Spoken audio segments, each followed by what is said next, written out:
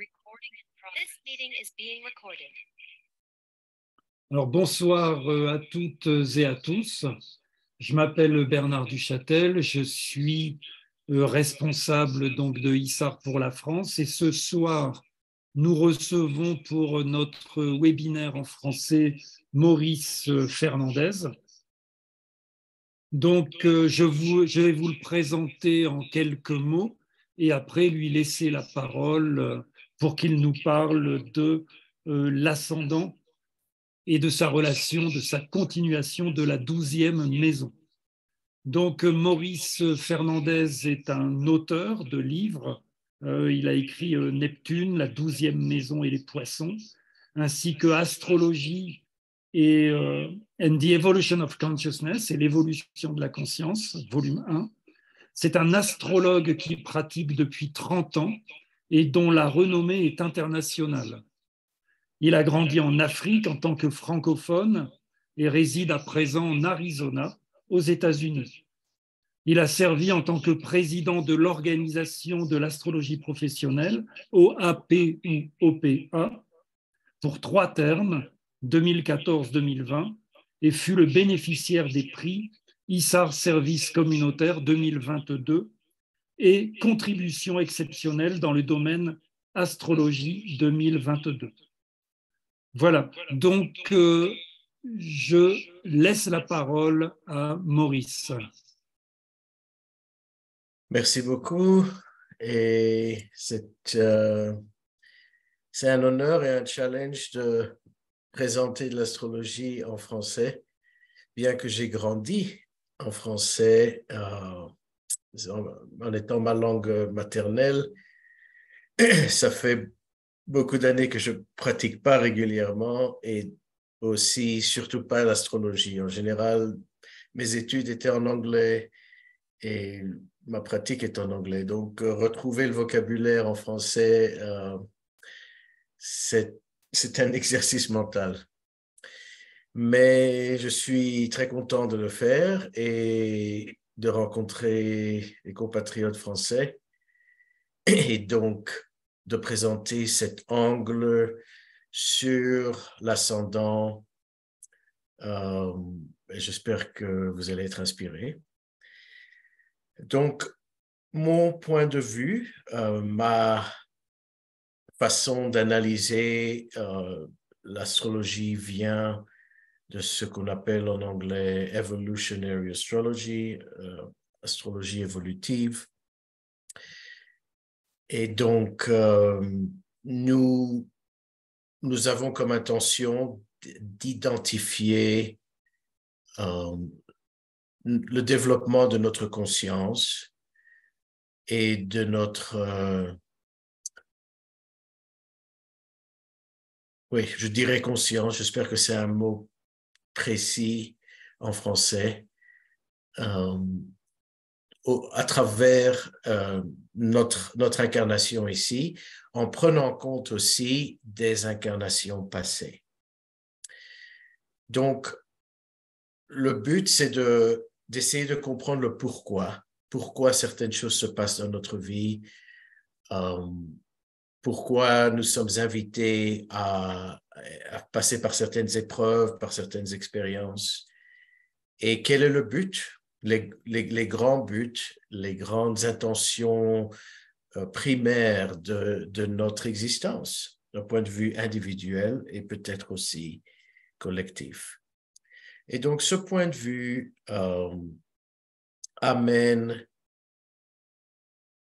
une perspective un peu différente peut-être sur l'analyse astrologique.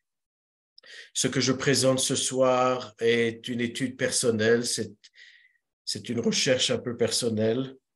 Bien entendu, j'imagine que d'autres personnes ont fait ce rapprochement entre la 12e maison et la première maison, l'ascendant.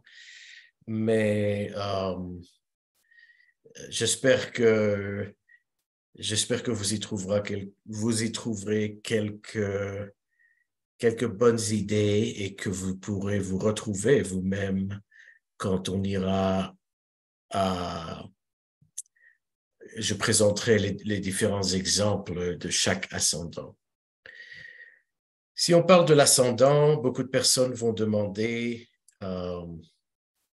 quel système de maison j'utilise. Une minute. Et c'est pas vraiment important. C'est pas l'issue la plus importante. Quand on parle de l'ascendant, pour moi, c'est surtout la première maison. Je sais que d'autres systèmes, whole sign, vont catégoriser la première maison, pas nécessairement par l'ascendant. Et peut-être que ça marcherait aussi avec ce système. Je ne coupe pas ni à droite ni à gauche à ce niveau-là, mais mon système de préférence est corps. Donc, un système où j'utilise les angles, les cadrans, donc ascendant, descendant, MC, IC, et la division des maisons intérieures varie entre Placidus et Porphyrie et corps. Mais les angles restent les mêmes. Si vous utilisez aussi le système de maison égal, ça reste aussi pertinent. Alors,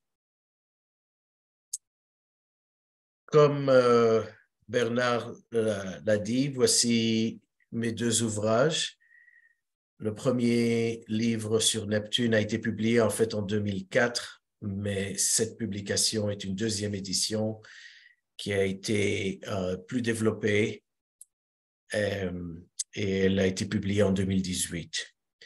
Donc, c'est surtout cet ouvrage-là que je vous recommanderais. Et vous retrouverez aussi certaines idées, ce que je vais communiquer aujourd'hui, dans ce livre. L'autre livre, Astrologie et l'évolution de la conscience, Astrology and the Evolution of Consciousness, premier volume, est l'astrologie fondamentale, ainsi que des chapitres sur la position du Soleil et la position de la Lune dans notre horoscope. Et donc, c'est un livre sur le Soleil et la Lune, en fait. Pardon. Et donc, pourquoi choisir ce sujet? L'ascendant a toujours, comme on dit, un des trois facteurs de notre identité, le Soleil, la Lune et l'ascendant.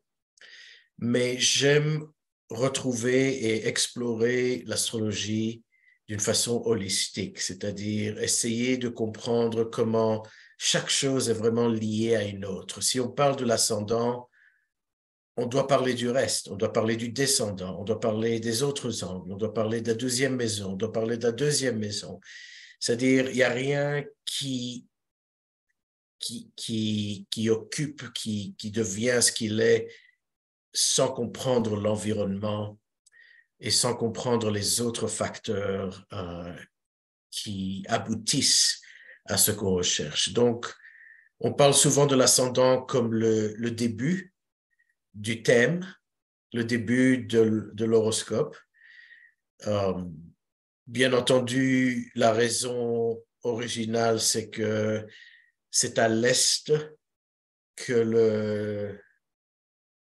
le soleil se lève et que avec la Terre qui tourne sur elle-même, donc l'est représente les nouveaux commencements et l'ascension, disons, à travers l'horizon,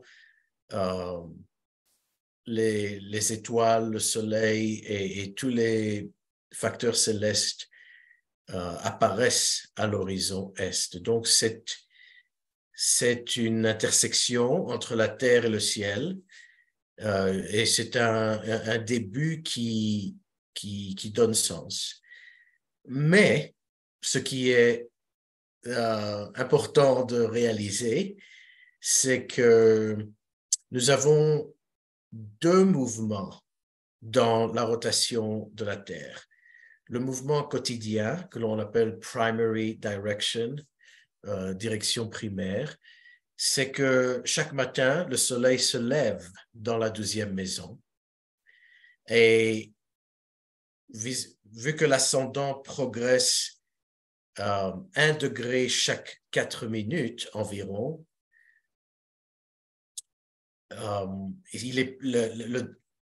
le mouvement de l'ascendant est plus rapide que le mouvement des autres planètes. Et donc, ça donne une illusion optique que le Soleil et les autres planètes et les autres étoiles, en fait, progressent avec la direction des aiguilles d'une montre, de la première maison à la 12e maison, à la 11e, 10e, 9e, donc à midi, le soleil est en 10e maison. Quand le soleil se couche, il est dans la 7e maison. Et donc, ça continue avec le sens d'une aiguille d'une montre. Alors qu'en vérité, toutes les planètes, ainsi que l'ascendant, progressent à travers l'écliptique, à travers le ciel, au sens contraire des aiguilles d'une montre. Et donc, nous avons 2 directions, 2 mouvements opposés. Et c'est intéressant parce que si on regardait donc le soleil se lever chaque matin, on aurait dit que la première maison aurait été la 12e maison, puisque c'est là que commence la journée et c'est là que vient la lumière. Donc, c'est intéressant de reconnaître qu'en fait, la première maison est une maison crépusculaire où on peut être encore dans le noir, c'est en dessous de l'horizon, et ainsi que le reste, donc la 2e, la 3e, jusqu'à la 6e. Et c'est intéressant d'essayer de comprendre ce sens. Je voudrais, à travers cette présentation, je vais me concentrer sur la 2e direction, secondary direction, progression. Donc, je vais analyser les cycles des planètes vis-à-vis de la progression naturelle à travers les signes, donc contre le sens de l'aiguille d'une montre. Et à ce niveau-là, la première maison est donc la première et la 12e maison serait la dernière. Mais nous devons nous demander qu'est-ce qui se passe à travers cette première maison. Si nous regardons l'horoscope naturel, nous voyons que c'est une sphère, c'est un disque, et donc il n'y a pas vraiment de début et de fin. Nous avons décidé de commencer à l'angle de l'ascendant, mais tout point sur un cercle peut être déterminé comme un commencement. Et ce que je veux dire par là, c'est que l'ascendant est un commencement possible. Ce n'est pas un commencement absolu. Ce n'est pas la seule possibilité. Peut-être qu'il y aura d'une autre théorie qui va se développer où on devrait commencer dans une autre part du cercle du zodiaque. Par exemple, A.T. Mann, un astrologue américain, voit la 9e maison comme la maison de la conception et commence son analyse à partir de la 9e maison et non à partir de l'ascendant.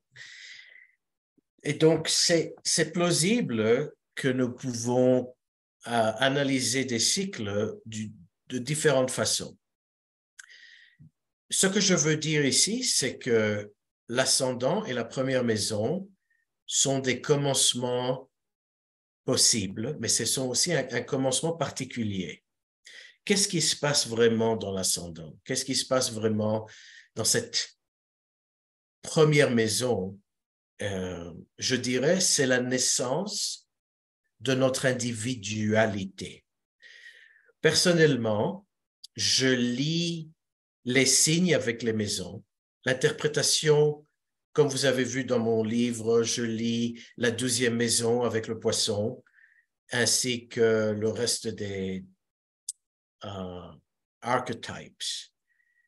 Donc, je lis la première maison au bélier, la deuxième maison au taureau, et ainsi de suite. Je sais que certains astrologues sont contre cette théorie, mais je trouve vis-à-vis de mon expérience que ça marche, que ça prouve, c'est validé par mon expérience. Et donc, c'est ce que je partage avec vous aujourd'hui. Et donc, la première maison représente cette naissance, ce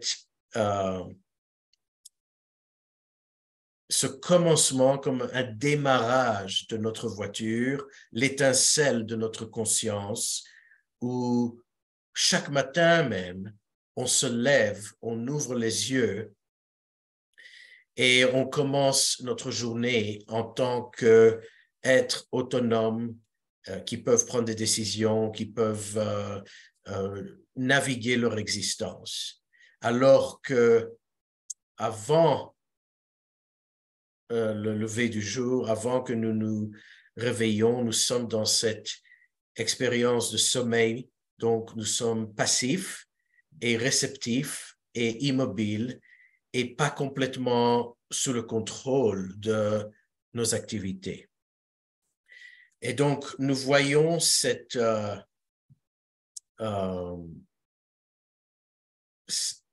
angle de l'ascendant qui divise la deuxième maison de la première maison entre le sommeil et le réveil.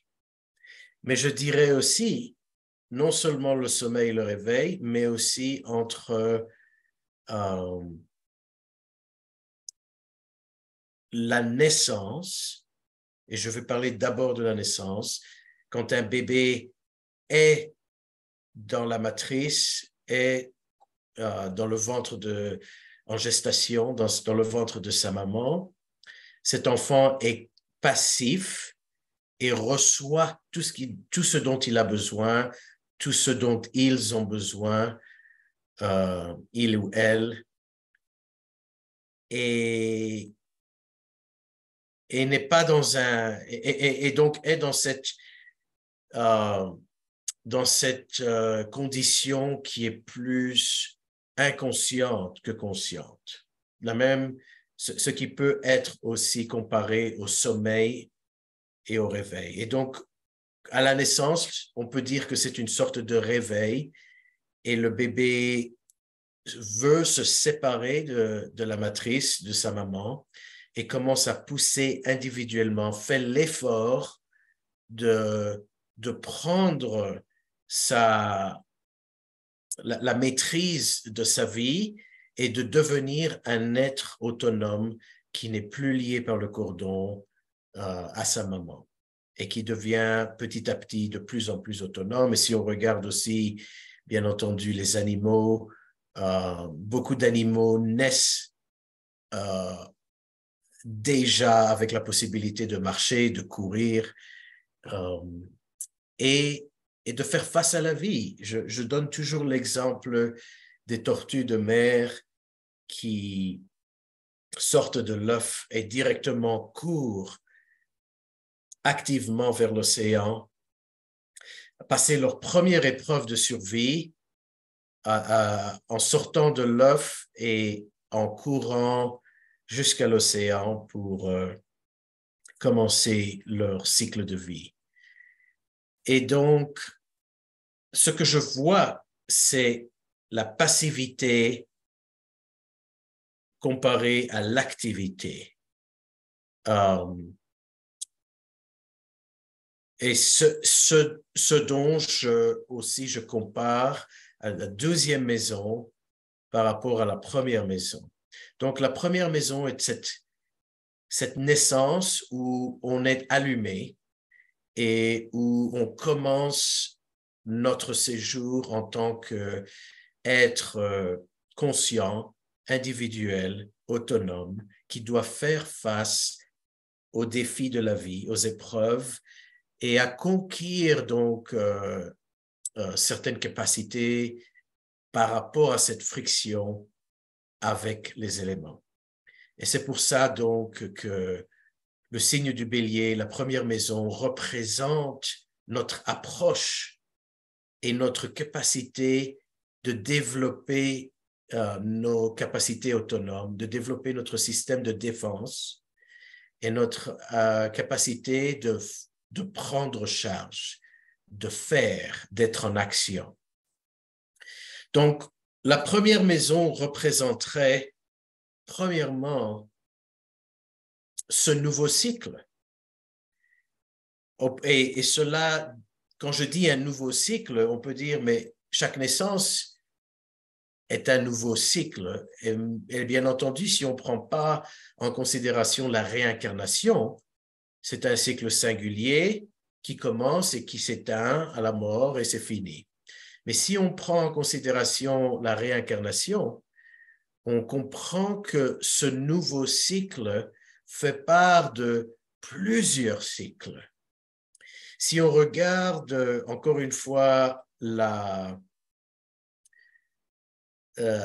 notre horoscope, à travers nos écrans et à travers nos thèmes, on voit ce cercle bien animé avec des planètes distribuées par-ci, par-là. Mais ce que j'aime me rappeler, c'est que le thème astral est en fait une spirale. Et donc, malgré le fait que nous voyons cela sur 2 dimensions seulement et étalé plat, on ne remarque pas qu'il y a une profondeur dans cette spirale et que malgré le fait que l'on contourne et l'on continue les cycles et les planètes comme les aiguilles d'une montre, continuent leur parcours à travers les signes, à travers les constellations, à travers le système solaire, au point de vue de la conscience, on ne tourne pas vraiment en rond. On ne tourne pas à essayer comment dire, de rattraper notre queue. Mais il y a une évolution et un changement dans cette spirale. Et donc, malgré, quand on complète un cycle de la première à la 12e maison, un nouveau cycle recommence à la première maison, mais cette fois-ci, plus haut dans la spirale et encore plus haut dans la spirale. Et bien entendu, il peut aussi y avoir une dévolution et une descente dans cette spirale. Donc, ce qui est intéressant pour moi, c'est de comprendre qu'il y a une continuation et je vais essayer d'expliquer ça de la meilleure façon possible. Et peut-être vous allez vous reconnaître dans certains exemples, ce qui pour moi est le début de votre propre recherche. Parce que je ne peux en une heure que donner certaines informations, mais cela demande une étude plus approfondie. Donc, si la première maison représente ce premier acte de naissance et pousser, faire l'effort de devenir, ensuite la deuxième maison continue cela en établissant en nous établissant dans notre corps physique, le premier signe de terre, et en développant et en retrouvant nos ressources pour soutenir notre existence à long terme. Donc, si la première maison, c'est être, la deuxième maison est continuer à être et donc s'établir vraiment dans notre corps. Et on peut vraiment voir cela aussi, ceux qui ont des enfants, peut-être vous pouvez retrouver cela, reconnaître cela, que souvent on se dit, mais l'enfant est né, et bien entendu, cet enfant est né dans son corps et a des besoins physiques, mais souvent on reconnaît que cela prend du temps à l'enfant à vraiment s'intégrer dans son corps physique,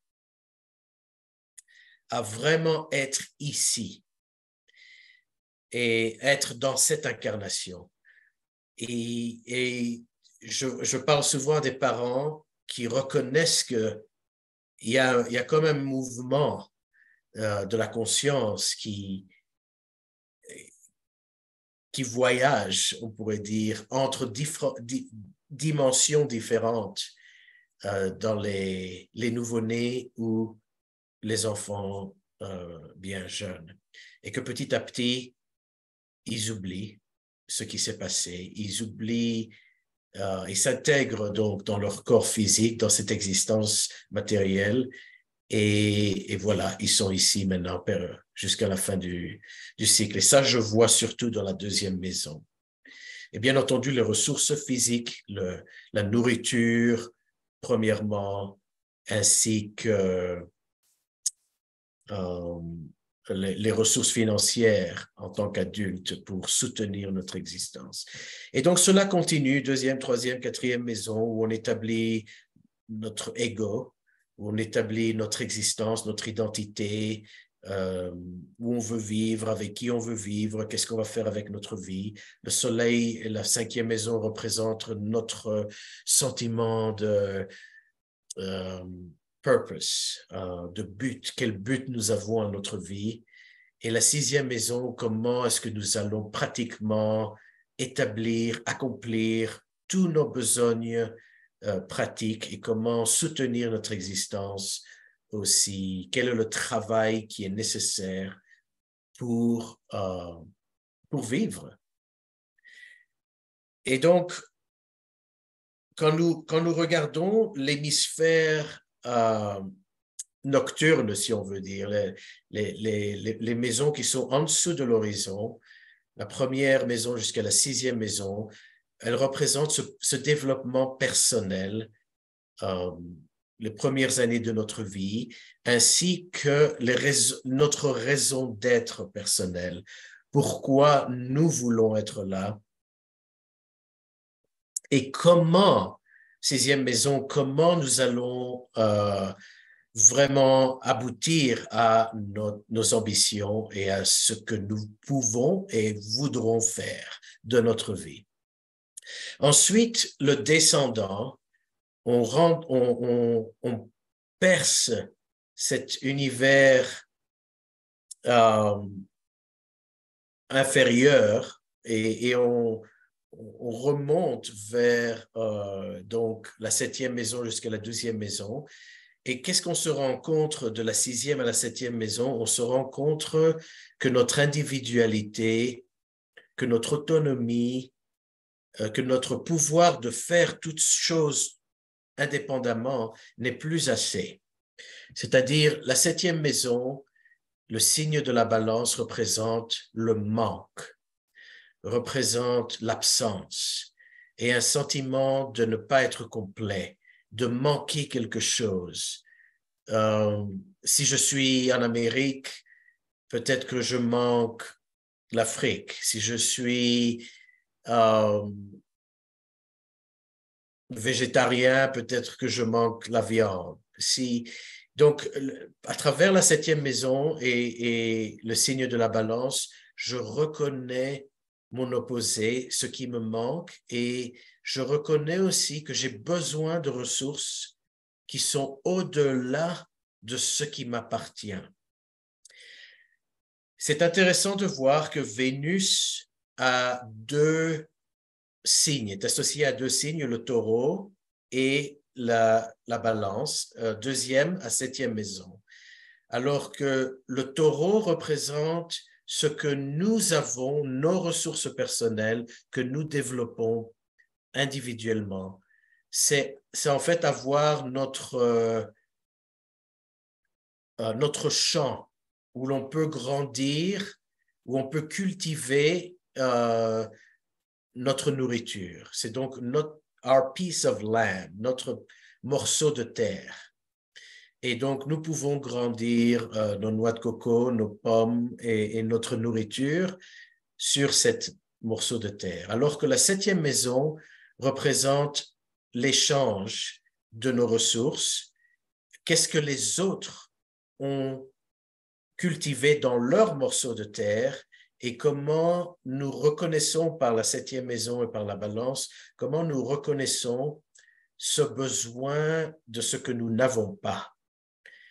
Et donc, ce besoin d'échange qui devient consumé, qui devient complet dans la 8e maison. Nous savons bien que la 8e maison représente les ressources des autres, mais ce processus d'échange commence déjà dans la 7e maison où on recherche l'autre.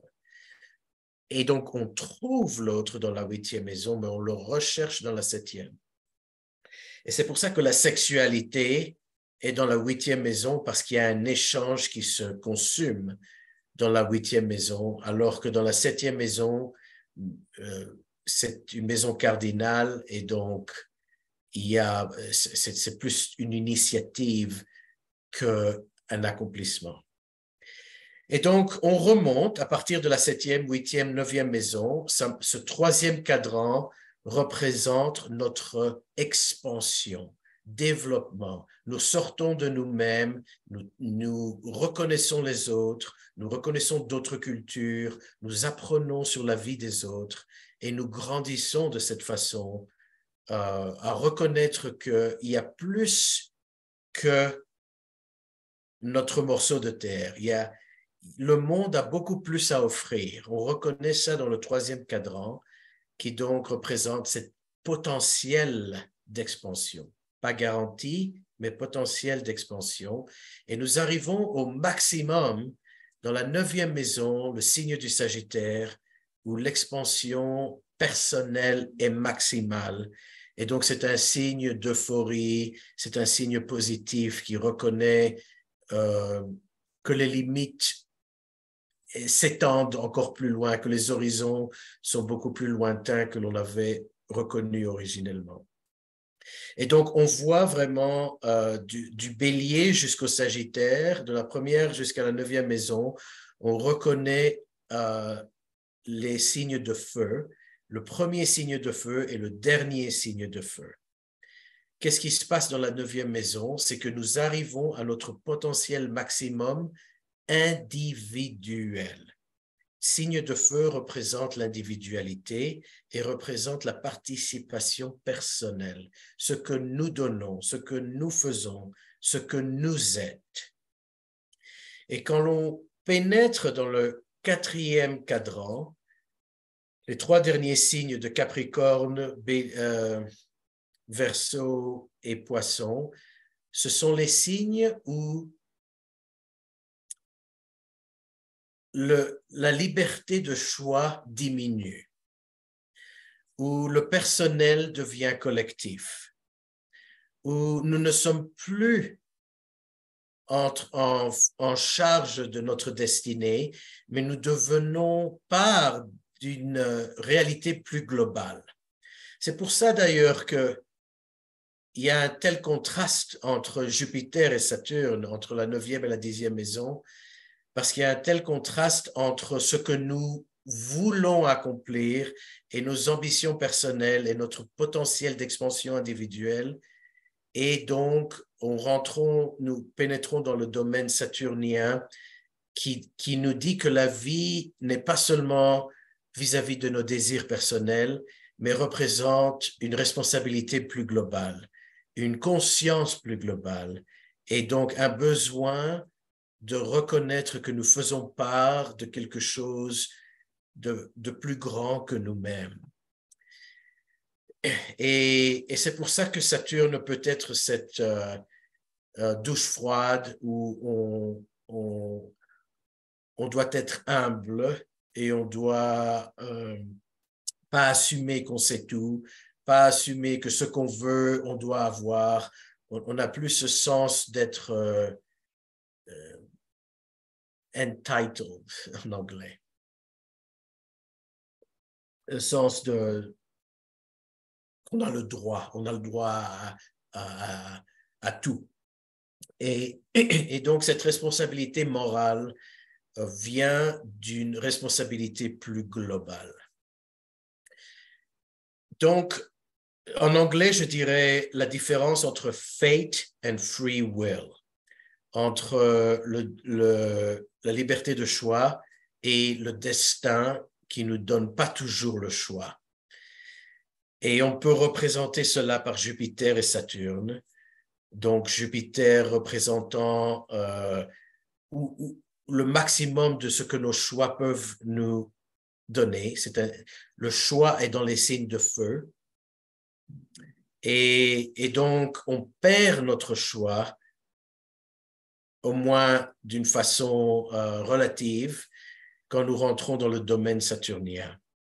Et donc, nous sommes sujets à une plus forte autorité. Cela peut être l'autorité de l'État, l'autorité de nos parents, l'autorité de l'école, l'autorité aussi spirituelle. On représente souvent Saturne par le karma. Et donc, c'est ce sens de justice universelle où les choses ne sont pas décidées vis-à-vis de notre propre choix, mais décidées vis-à-vis d'un système neutre. Donc, nous pénétrons dans ce cadran, dans ce quatrième cadran, qui se termine dans la 12e maison. Et ce qui se passe en fait dans la 12e maison, c'est que nous sommes arrivés à notre maturité dans ce cycle-là. Nous complétons quelque chose, nous finissons quelque chose que nous avons développé au cours des 12 maisons. Mais dans cette fin, quand nous complétons ce cycle, il y a bien sûr une certaine sagesse, mais il y a aussi une capacité de rendre. C'est pour ça que la 12e maison est en fait une maison où l'on reconnaît que rien nous appartient, que tout est lié et que nous faisons part d'un collectif qui va au-delà de nous-mêmes, mais aussi au-delà de notre époque. Nous sommes le fruit de nos ancêtres, nous sommes les fruits de la somme de tout ce qui existe. Et donc, dans cette 12e maison, c'est la dernière maison, mais c'est aussi la maison qui précède le nouveau cycle de la première maison. Donc, cette 12e maison devient extrêmement importante parce qu'elle représente la maturation, mais elle représente les nouvelles graines, les nouvelles idées encore inconscientes, encore subliminelles, qui ne sont pas encore réveillées, mais qui commencent à former. Donc, cette préconception se développe déjà dans la 12e maison. Donc, cette 12e maison est aussi une gestation. Elle précède la naissance. Et on peut dire que toutes les maisons d'eau, la 4e maison, la 8e maison et la 12e maison, sont des maisons de gestation, sont des maisons de métamorphose où quelque chose termine et quelque chose est en conception. Et c'est pour cela d'ailleurs qu'il y a une retraite dans ces maisons d'eau et il y a un besoin de passer par un processus interne. La différence entre la 4e maison et la 12e maison, symbolique, c'est que j'interprète personnellement la 4e maison comme la gestation de notre mère, c'est-à-dire comment est-ce que nous sommes couvés par notre parent biologique. Alors que la 12e maison est une gestation plus universelle. En anglais, je dirais « the cosmic womb », la matrice cosmique, la matrice universelle. Et donc, beaucoup de personnes qui ont une deuxième maison qui est peuplée, qui a beaucoup de planètes et d'intentions, sont des personnes qui ont cette capacité d'aller au-delà du temps, de pouvoir se connecter à des choses qui ne leur sont pas personnelles et immédiates. Et c'est pour ça qu'il y a un grand problème d'identité dans la deuxième maison. Parce que je suis tout, donc qui suis-je? Alors que dans la première maison, je définis qui je suis. Je suis Maurice l'astrologue. Je veux me développer et parler français. Je veux ceci, je veux cela, je suis. Alors que dans la deuxième maison, je suis tout. Alors qui suis-je? Et que veux-je? Est-ce que c'est important? Donc, cette deuxième maison représente aussi la capacité de renoncer à nos attachements, aux choses que nous sommes émotionnellement identifiés. Et nous retrouvons une identité plus universelle. C'est pour ça que dans mon livre sur la deuxième maison, je parle aussi de la deuxième maison comme étant une maison professionnelle. Continuant la 10e maison, où l'on s'intègre dans un cadre collectif. La 10e maison, nous prenons conscience de la structure collective, mais dans la 12e maison, c'est là où nous donnons. C'est là où notre service de la 6e maison, le travail de la 6e maison est délivré au public. C'est pour ça que les personnes qui ont des 12e maisons bien peuplées sont des personnes qui peuvent opérer au niveau collectif plus facilement. Elles peuvent s'adapter au niveau collectif plus facilement, mais souvent le problème, c'est qu'elles n'ont pas de séparation entre elles et le collectif et peuvent être extrêmement sensibilisées à tout ce qui se passe autour d'eux, d'une façon qui peut être noyante. Ça peut être, comme on dit en anglais, overwhelming. C'est trop de choses qui se passent en même temps et j'arrive pas à digérer. Et donc, cette 12e maison représente la fin et le début. Et le début, ce nouveau cycle qui va alors naître dans la première maison et qui va dire « je suis ». Et donc, si l'on définit ces maisons, la deuxième maison, on achève un cycle, ce que nous avons accompli dans les incarnations précédentes, ce qui est d'ailleurs familier et intégré. Maintenant, pensez à cela parce que souvent, les astrologues pensent à la deuxième maison comme quelque chose qui est extrêmement difficile. Et cela peut être, mais essayons de comprendre pourquoi.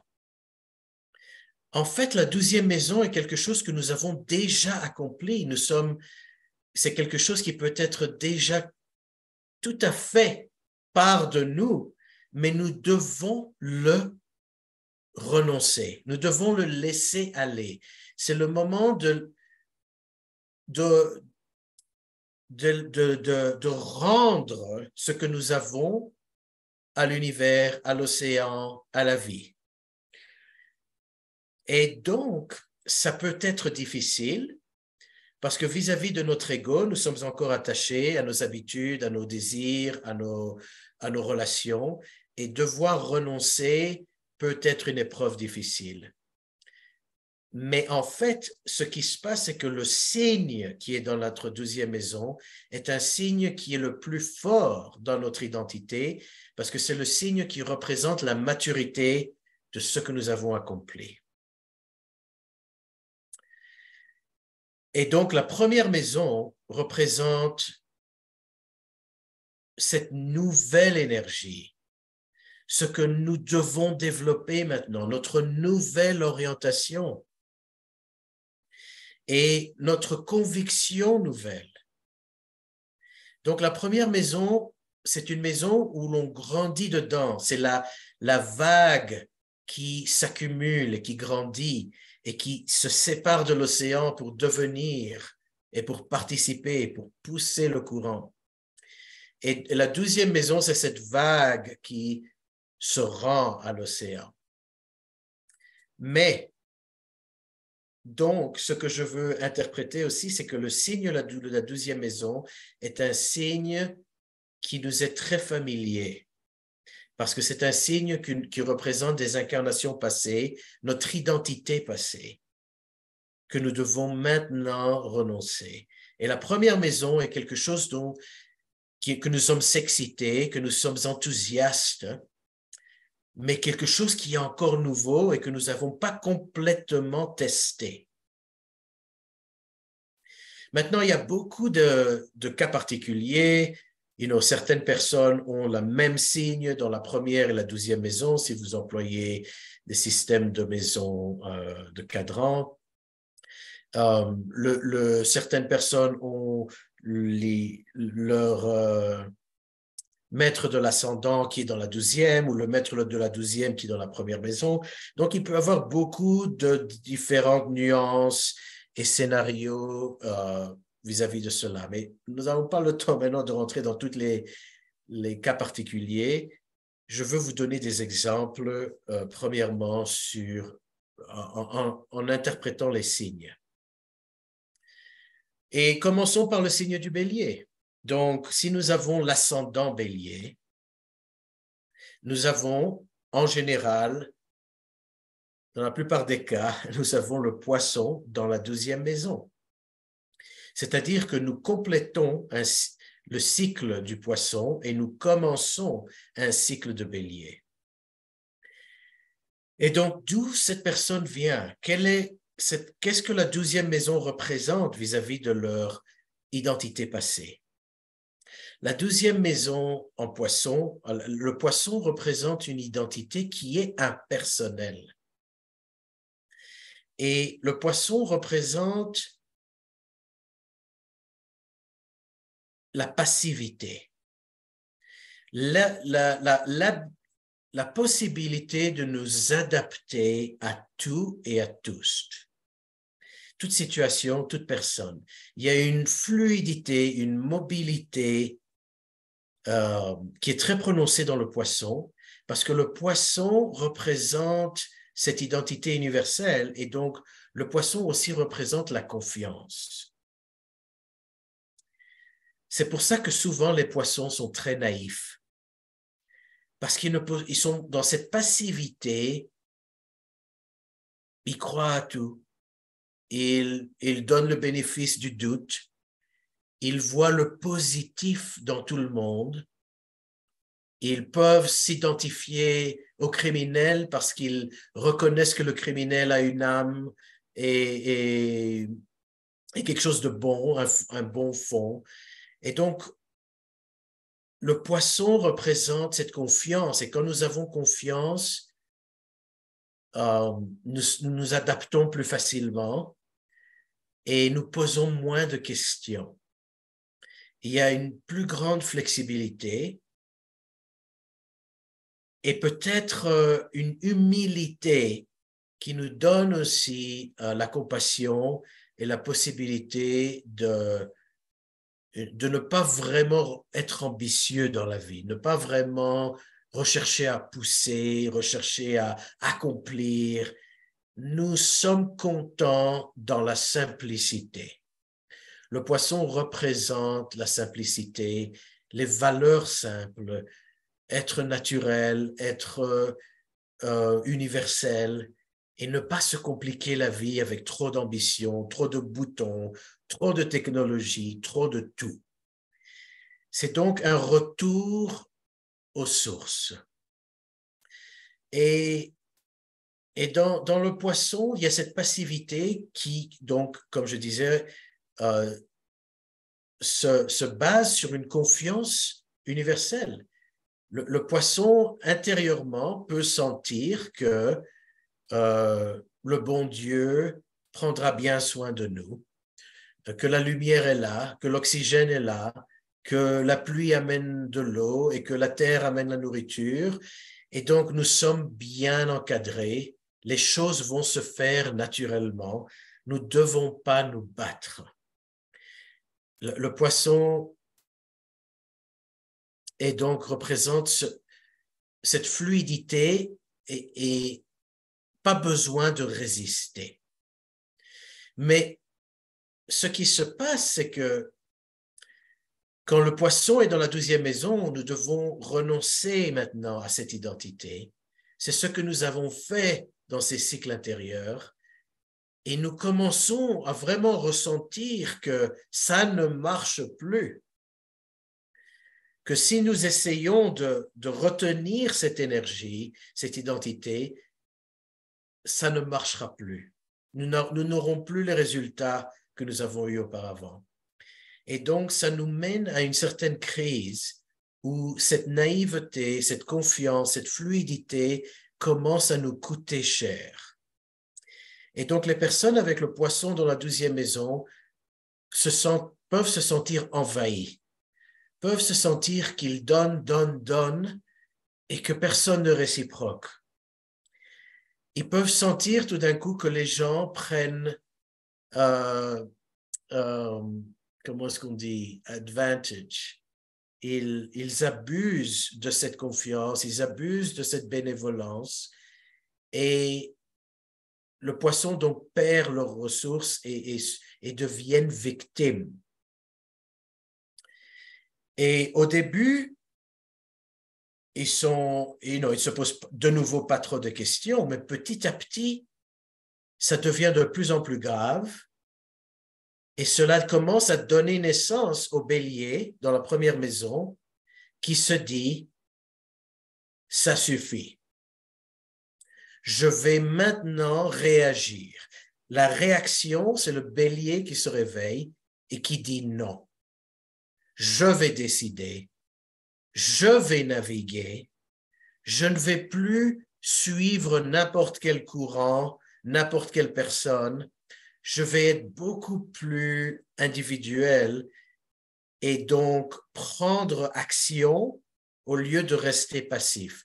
Donc, le poisson dans la 12e maison, c'est renoncer cette passivité et adopter l'activité, c'est-à-dire prendre charge de notre destin, prendre charge de notre choix et ne pas laisser le destin décider tout ou les autres personnes décider tout. Ce qui se passe aussi quand il y a le bélier dans la première maison, c'est on commence à devenir plus en colère. On commence à dire ça suffit. Et on commence donc à se battre. On devient plus combatif, plus résistant pour nous protéger, pour développer notre défense. Et donc, les personnes avec l'ascendant bélier sont des personnes qui ont ce nouveau cycle où ils doivent prendre charge de notre destin et ne doivent plus attendre que les choses se fassent, mais prendre en main pour que les choses se fassent.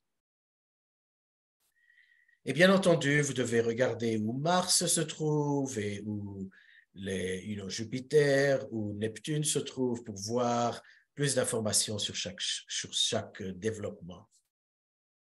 Je vais continuer au deuxième signe pour vous donner encore d'autres exemples et essayer de voir comment cette démonstration, cette formule peut s'appliquer. Donc, si nous avons le taureau dans la première maison, nous aurons le bélier dans la 12e maison. Donc, à ce moment-là, le cycle qui se termine est défini par le bélier. Et quel est le bélier? Où sont nos accomplissements? La victoire, la capacité de faire. C'est-à-dire les personnes qui ont le bélier dans la 12e maison se sentent invincibles, sentent qu'il suffit d'y mettre l'effort, il suffit de vouloir pour accomplir. Ce sont les héros qui courent et qui donnent et qui accomplissent, qui font faire sans arrêt, parce qu'ils peuvent, cette capacité de pouvoir et donc la capacité d'accomplir et de changer les choses. Et ils se sentent victorieux et ils sentent qu'ils ont de la force, une force psychique, ainsi que peut-être aussi une force physique, une endurance, une capacité de se battre. Mais ils arrivent à un certain niveau où leurs énergies, leur batterie dans cette deuxième maison commence à s'affaiblir. Et ils ressentent que maintenant, pousser et vouloir et imposer leurs désirs ne marche plus. Et ils doivent, tout d'un coup, ils sentent qu'ils s'épuisent, que cette vitalité, cette invincibilité ne dure plus. Et ils commencent à se sentir vulnérables. Ils commencent à sentir qu'ils ne gagnent plus toutes les luttes. Et ils sentent aussi que ça vaut peut-être plus la peine de se battre pour chaque chose, pour accomplir chaque chose, pour prouver ceci, cela. Et donc, ils commencent à comprendre que peut-être il y a une autre façon d'accomplir et une autre façon d'être qui ne doit pas se limiter à la lutte ou à l'effort ou à cette endurance éternelle et ce sentiment de puissance continue. Et donc, ça donne naissance au signe du taureau qui se dit comme le message de l'ascendant taureau, c'est premièrement, essayons de calmer les esprits, essayons d'amener une plus grande harmonie dans notre vie au lieu d'être dans un drame continu, un drame d'action, un drame d'activisme, un drame de changement et un drame de lutte incessante. Et donc, l'ascendant taureau essaie de retrouver une existence qui peut se soutenir à plus long terme et qui n'a pas besoin d'être alimenter les émotions d'une façon excessive. Donc, on se rend compte que notre approche bélier arrive à une certaine limite, que l'on reconnaît que c'est fini, que ça ne nous aide plus. Et donc, l'ascendant taureau devient notre nouvelle raison d'être et on veut se retirer, on veut vivre une vie plus calme et on veut aussi établir une sécurité, taureau, une sécurité plus permanente. Au lieu de si le bélier représente, au point de vue historique et de la civilisation, le bélier représente ce qu'on appelle en anglais hunter-gatherer, les nomades qui chassaient et qui allaient au bout de la terre pour chasser, qui vivaient au jour le jour. Le taureau représente le développement de l'agriculture sédentaire, où l'on peut maintenant ne plus avoir une angoisse si l'on aura notre prochain repas. C'est-à-dire la capacité d'avoir des réserves, d'avoir une certaine sécurité qui va au-delà de l'existence quotidienne et d'établir donc un bien-être plus enraciné, plus profond et plus serein. Et donc, on se donne plus de temps et on élimine les combats inutiles. Et donc, il y a un certain calme qui peut s'établir.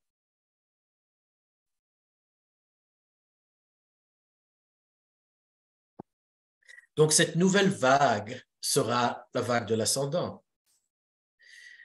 Et donc, on continue avec le Gémeaux. Le Gémeaux en première maison veut dire le taureau en deuxième maison. Et donc, nous avons complété un cycle taureau, ce qui veut dire que nous avons établi une certaine sécurité, nous savons qui nous sommes, nous avons énormément de ressources internes. Les personnes qui ont cette identité taureau sont des gens qui se suffisent à eux-mêmes, qui sont très riches intérieurement et peut-être aussi extérieurement. Peut-être qu'ils ont des ressources physiques, mais une certaine endurance et un talent qui peut aussi se prononcer par des talents artistiques, mais aussi des talents intellectuels.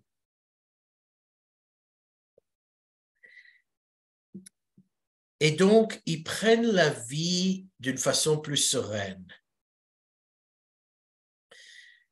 Mais ils se rendent compte que se suffire à eux-mêmes et vivre dans la sérénité de leur environnement, de leur propriété, de leur terre, de leur culture, ne leur donne plus de satisfaction. Et il y a un sentiment de ne plus se suffire et se satisfaire seulement des plaisirs sensuels, des plaisirs physiques ou des besoins sensuels et physiques.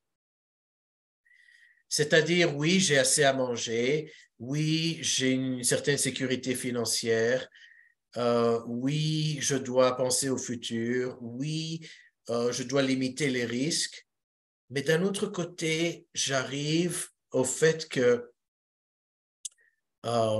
si je n'apprends pas ce qui se passe autour de moi, je deviens vulnérable. Si j'habite sur ma terre, mais je ne sais pas qui sont mes voisins, je suis vulnérable parce que peut-être que eux, ils irriguent leurs champs avec des pesticides, des insecticides qui vont venir sur ma terre. C'est-à-dire que quand le taureau commence à s'éteindre et le Gémeaux représente ce nouveau cycle, la personne reconnaît que je dois développer la connaissance. Je dois m'instruire et comprendre le monde d'une façon beaucoup plus vaste que mon territoire. Et je dois donc sortir de ma sécurité, prendre des risques, investir sur mon éducation. Et cette éducation peut être scolaire, aller dans les universités, lire des livres, mais aussi, c'est aussi un investissement et une éducation de vie, sortir sur la rue, écouter ce qui se passe autour de moi, sortir de ma bulle. Donc, cette transition de taureau à gémeaux est vraiment sortir de notre bulle. Et l'on peut aussi reconnaître ça d'une façon globale, les migrations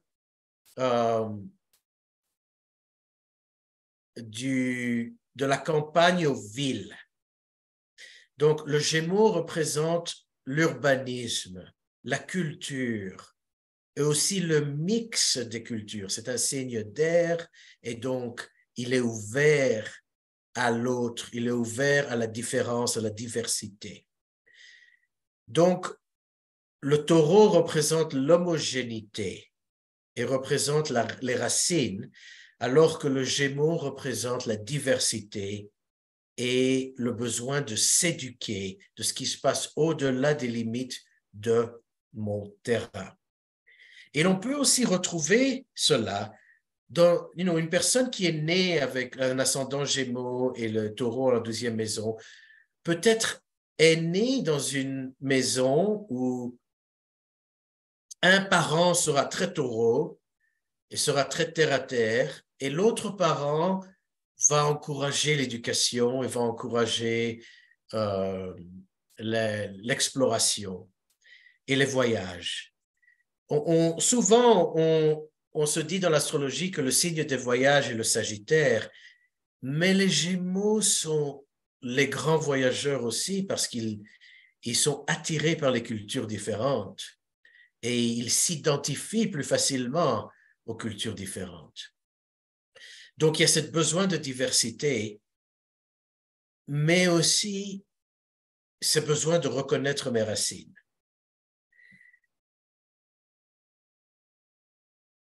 Et donc, cet urbanisme symbolique est un besoin de sortir de mon cocon de sécurité, d'explorer, de communiquer et surtout d'apprendre. Donc, le Gémeaux représente la connaissance globale, non seulement spécifique. Ce n'est pas seulement oh, je veux devenir un électricien et je veux apprendre l'électricité. Le Gémeaux apprend de tout par tous. Et donc, comme un signe mutable, c'est un signe qui représente la diversité, la multiplicité. Alors, je voudrais donner quelques temps pour les questions parce que le temps avance vite. Est-ce que les livres sont traduits en français? Non, malheureusement, non. Mais vous pouvez faire une proposition.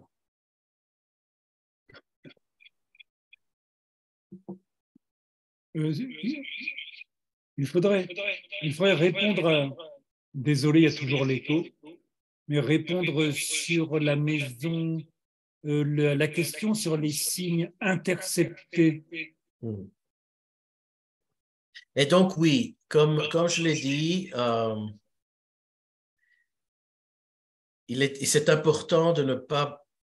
On n'a pas beaucoup de temps pour entrer dans les cas particuliers, mais s'il y a des signes interceptés, ce signe intercepté fera part de ce que cette maison représente. Donc, si j'ai un signe intercepté dans la 12e maison, il représente aussi cette rénonciation. Il représente aussi ce besoin de reconnaître, de donner et de laisser aller. Alors que s'il y a un signe intercepté dans la première maison, donc ce signe aussi fera grande part de notre nouvelle identité et de ce nouveau commencement. Donc, le signe intercepté, en fait, ajoute une qualité, ajoute une qualité au signe qui ouvre la maison. Ça demande une synthèse plus approfondie, mais le principe reste le même. D'accord. Donc, je veux continuer pour donner encore un peu d'exemples. Qui peut faire la proposition? Vous pouvez m'écrire après cette présentation, on peut en discuter. Il faudrait donc qu'une personne fasse cette besogne parce que je ne peux pas la faire moi-même. Pour le moment. Je voudrais demander, parce que la maison 12 a quand même une interprétation classique, traditionnelle, donc liée aux épreuves, liée aux difficultés. Et dans cette interprétation qui est présentée, est-ce qu'il y a une relation entre les deux? Bien entendu,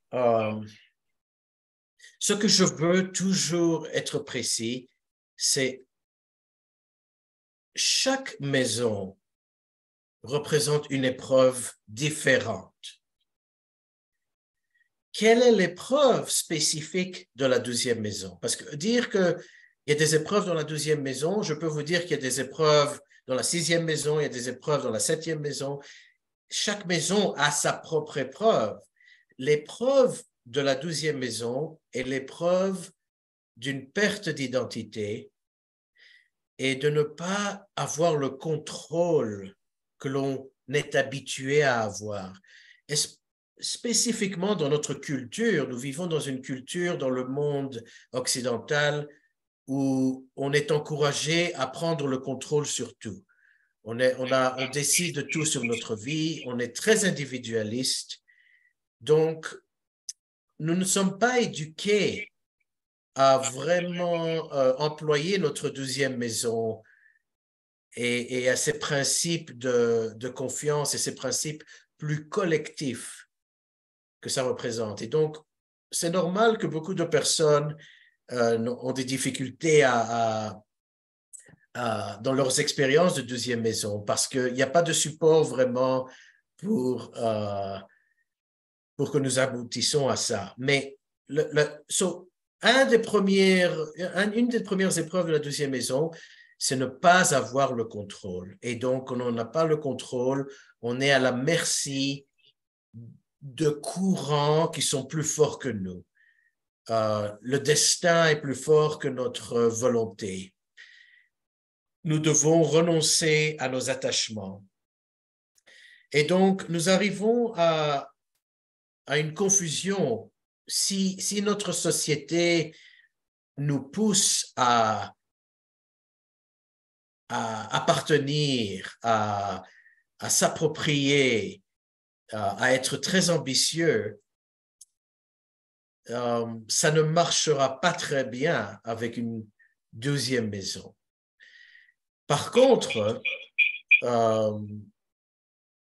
beaucoup de personnes qui sont dans des positions collectives, vous allez voir que beaucoup de dirigeants, si c'est des chefs d'État, si c'est des personnes dans le show business, qui ont accès au collectif, qui ont accès aux masses, auront souvent une très grande concentration d'énergie dans le poisson, de la 12e maison et Neptune. Aux États-Unis, c'est très flagrant que le président Biden a une très forte 12e maison. Le président Bush avait son Soleil et Saturne en 12e maison. Et donc, ce sont des personnes qui ont vécu un itinéraire très collectif. Leur vie était dans cet environnement impersonnel. Et d'ailleurs, Biden a été élu 2 fois quand Neptune était sur son ascendant et quand Neptune était sur son IC. Et donc, il faut vraiment comprendre que la 12e maison n'est pas seulement des épreuves. Il y a moyen, et ça fait part de l'astrologie évolutive, c'est que nous ne sommes pas destinés à un mauvais thème ou à un bon thème. Le succès n'est pas garanti, même si vous avez tous les trigones, et nous ne sommes pas voués à l'échec simplement parce que nous avons des épreuves de 12e maison. C'est donc essayer de comprendre quelle est cette épreuve et comment aller au-delà de ça. D'accord. Et là, on a quelqu'un qui demande pour l'ascendant Lion, donc. Ben, on y arrive. Je ne pense pas qu'on y arrivera à tous, mais je peux... disons, il nous reste un quart d'heure. Donc, bon, allons-y. Et donc, Cancer, si nous donnons au Cancer, le Cancer veut dire que nous avons le Gémeaux en 12e maison. Et donc, cette identité Gémeaux représente cette diversité, cette culture, la connaissance et cette capacité d'être partout, de savoir quelle est la capitale du Kyrgyzstan et à quelle heure les trains partent et quelle cuisine se cuisine au Timor. C'est-à-dire, il y a une curiosité globale qui enrichisse leur univers. Mais ce qui se passe quand le Gémeaux est dans la 12e maison, c'est que cet exercice mental est très approfondi et très étendu. C'est donc le fruit de plusieurs incarnations où cette personne a investi dans les voyages, dans les rapports humains et dans les expériences culturelles et l'éducation. C'est une personne qui viendra donc très riche dans cette incarnation. Mais cela devient aussi un handicap où cette personne commence à comprendre que tout reste dans leur tête. Savoir plus, expériencer plus, aller dans un autre pays, lire un autre livre, aller dans une autre conférence, c'est-à-dire ils accumulent et accumulent et accumulent des connaissances jusqu'au point où leur constitution devient saturée. Il y a trop. Et donc, ce qui se passe, c'est qu'il peut y avoir une certaine rupture entre tout ce que je sais et tout ce que je suis, entre tout ce que je sais et tout ce que je fais. Et donc, cette identité intellectuelle devient pesante. Et cette personne commence à se disperser et à devenir trop de tout sans être rien.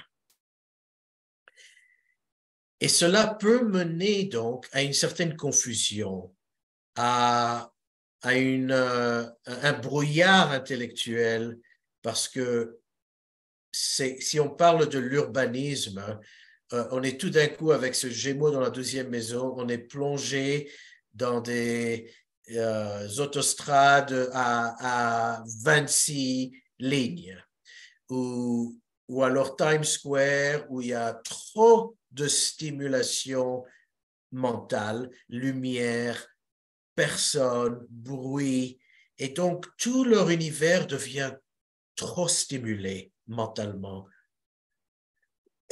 trop bruyant. Et ce qui se passe, c'est que ça donne naissance à l'ascendant Cancer, qui donc représente ce besoin de savoir, mais où j'appartiens? Mais qui suis-je au fond de tout? Si on représente ça aussi d'une façon symbolique, à travers le Gémeaux, nous allons au marché et nous rencontrons tous les marchands. Mais à travers le Cancer, nous cuisinons ce que l'on a acheté au marché. Donc, tous les ingrédients, tous les légumes que nous avons accumulés, que nous avons achetés, nous devons maintenant les cuisiner. Et ce qui se passe avec l'ascendant Cancer, c'est que nous développons notre système d'intégration, de digestion. Physiologiquement, le Cancer représente l'estomac, la digestion. Mais il représente la digestion émotionnelle. C'est-à-dire tout ce que nous avons dans notre tête, tout ce que nous avons vécu, tout ce que nous avons vu, nous devons maintenant l'intégrer dans notre système. Et donc, en étant un signe d'eau, c'est un signe qui ralentit le rythme et qui diminue, qui simplifie la vie pour pouvoir digérer la vie d'une façon beaucoup plus profonde. Et le signe du Cancer représente le besoin de digérer la vie. Et pour cela, je dois trouver une maison. Je dois savoir où m'ancrer. Alors, je dois renoncer à ma vie nomade du Gémeaux, à cette vie pluraliste et à rechercher mes ancêtres, à rechercher mon identité pour pouvoir donc enraciner plus profondément et me développer émotionnellement. Donc, de la tête, du mental, nous devons maintenant nous développer émotionnellement. Et le signe du Cancer représente la capacité de pouvoir nous connecter émotionnellement. à former une famille. C'est-à-dire, ça peut être une famille biologique, ça peut être une famille qui n'est pas biologique, mais c'est une famille qui représente ce que je suis et dont je peux m'attacher. Si la deuxième maison représente le détachement et la renonciation, le cancer représente l'attachement et l'identification émotionnelle. Je suis identifié à la France, je suis identifié à mon épouse, je suis identifié à une idéologie. Cette identification n'est pas un morceau de papier, c'est une identification émotionnelle, c'est une connexion émotionnelle qui donc me donnera un rapport à cette vie. Et donc, voilà, en tant qu'astrologue, je vois souvent cela chez les astrologues qui doivent faire attention, par exemple, quand ils parlent de quelque chose, de faire une distinction entre la connaissance intellectuelle et le rapport humain. Le cancer représente ce rapport humain, alors que le Gémeaux représente la connaissance. Et on a besoin des deux, parce que si on veut aider les gens, si on veut consulter, on doit avoir ce rapport personnel. Parce que une des choses que l'on apprend par l'ascendant cancer, c'est on apprend la vulnérabilité, la sensibilité, la nôtre ainsi que celle des autres. Et donc, on peut devenir plus sensible, plus délicat, au lieu de simplement réciter tout ce que l'on connaît. Je pense que beaucoup d'entre nous ont été ont eu des consultations avec des astrologues qui parlaient et ne nous écoutaient pas. Et donc, ce cancer amène une dimension plus émotionnelle à notre vie. Et voilà, donc maintenant, avec l'ascendant Lion, le cancer est en 12e maison. Et le cancer en 12e maison représente donc une identité où nous savons qui nous sommes, nous savons ce que nous aimons, nous avons discriminé, éliminé, simplifié, et nous avons notre famille, nous avons notre bien-être. Et ce qui se passe avec le cancer dans la 12e maison, c'est vraiment être loyal à nos valeurs, et vraiment être loyal à notre identité, sans avoir trop d'ambition vis-à-vis de ce qu'on peut faire, ce qu'on pourrait faire, ce qu'on peut être ou pourrait être. C'est-à-dire, il y a un certain sentiment d'être content avec ce qu'on a et avoir ces rapports personnels qui sont nourrissants et qui sont importants. Donc, il y a une priorité dans notre vie. Mais ce qui se passe, c'est que avec le cancer dans la 12e maison, on reconnaît tout d'un coup que notre système de support, notre famille, tout ce dont nous sommes attachés n'est pas assez pour nous alimenter, pour nous donner un sentiment de sécurité. Nous avons digéré, nous nous sommes donné le temps de faire ce qu'on doit faire. Mais il arrive un moment avec le cancer dans la 12e maison où nous sommes dans une situation où nous nous sentons jamais prêts. Oh, j'ai besoin d'apprendre encore un peu et j'ai besoin d'encore un peu de temps et je ne suis pas prêt à ceci. Donc, il y a un sentiment qu'on a besoin de cette gestation continue. Donc, l'enfant qui ne veut pas naître, l'enfant qui veut rester dans leurs identités, dans leur enceinte familiale et ne veut pas vraiment sortir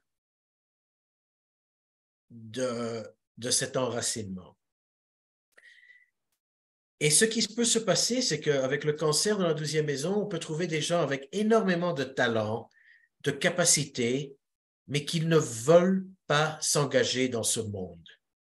Ils préfèrent laisser les choses simples. Ils préfèrent ne pas s'engager. Ils préfèrent rester dans leur environnement domestique et ne recherchent pas leurs ambitions, n'ont pas d'ambition, ou cela n'est pas très recherché. Et cela arrive à une situation où ils n'accomplissent pas leur potentiel. Et ce qui se passe avec l'ascendant Lion, le message de l'ascendant Lion, c'est si tu n'es pas prêt, si tu n'es jamais prêt, rien ne se passera. Si tu es trop timide, ou alors tu n'as pas la volonté de pousser, rien ne se passera. Si tu n'as pas le courage de devenir un astrologue, si tu n'as pas le courage d'établir un nouveau business, de prendre des risques,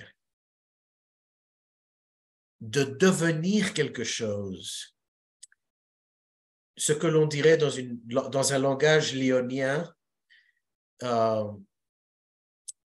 scène restera vide parce que l'acteur ne s'est pas présenté. Et donc, tout le déroulement de l'histoire ne se passe pas. Et donc, on arrête, on minimalise le potentiel de notre vie. Donc, l'ascendant Lion représente le besoin d'accomplir, le besoin de sortir de notre protection du crabe et de prendre des risques, d'être visible et de prendre des initiatives. C'est de nouveau un signe de feu qui demande l'engagement. Et souvent, je parle à des personnes avec un ascendant Lion qui sont très timides, qui ne recherchent pas la reconnaissance ou la visibilité. C'est un effort pour eux parce que l'ascendant représente quelque chose de nouveau qu'ils doivent accomplir, développer et s'intégrer. Donc, je me demande si certains lions peuvent s'identifier, ascendant lion dans cette cour ici, s'identifient à ça. Mais c'est le principe de l'ascendant lion, d'avoir le courage de monter sur scène, monter sur la scène de leur vie. Cela veut dire aussi, si on parle de la créativité du lion, c'est de créer et de ne pas attendre parce qu'on n'a pas le temps.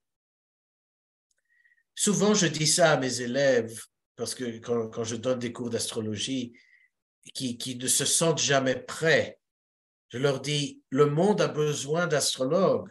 Si vous ne faites pas, si vous ne complétez pas votre besogne et si vous ne prenez pas le risque, il n'y en aura pas.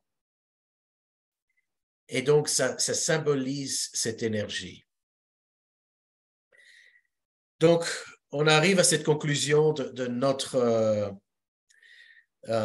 présentation. Ce que je voudrais faire, c'est, vous pouvez m'écrire et je vous donnerai le reste des ascendants en quelques mots pour vous donner une idée comment cette transition se passe pour les autres signes. D'accord. Alors, merci. Maurice, est-ce que juste avant de terminer, il y a une question là juste qui demande si la maison 12 est plus difficile pour le passage vers la maison 1 lorsqu'elle est très chargée en planètes. Bien entendu, si nous avons des planètes en 12e maison, cela veut dire que nous sommes investis dans ce processus de compléter, dans ce processus de renonciation. Et c'est pour ça que les personnes qui sont une maison 12 bien peuplée sont souvent des personnes qui sont dans une industrie de service. Parce qu'il y a le service dans la 12e maison. Je donne ce que je suis. Ça n'appartient pas à moi, je le distribue. N'oublions pas que le 12e maison s'oppose à la 6e maison et ce sont toutes les deux des maisons qui représentent le service, le travail et donc cette générosité de s'investir pour le public. Et donc, oui, je dirais que souvent des personnes qui ont une maison 12 bien remplie sont des personnes qui ne savent pas dire non facilement et sont des personnes qui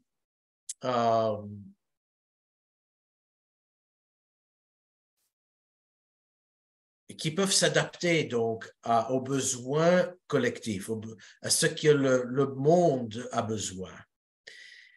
Et alors que ceux qui ont plusieurs planètes dans la première maison seront plus investis à pousser cette transition et à développer leur ascendant plus rapidement. D'accord. Bon, on va être obligé d'arrêter là. C'était vraiment très intéressant. Je pense qu'il y a beaucoup de matière à réflexion dans cette vision de la 12 par rapport à la 1, effectivement. Merci beaucoup. Voilà, donc pour ce qui est d'écrire, voilà, il y a...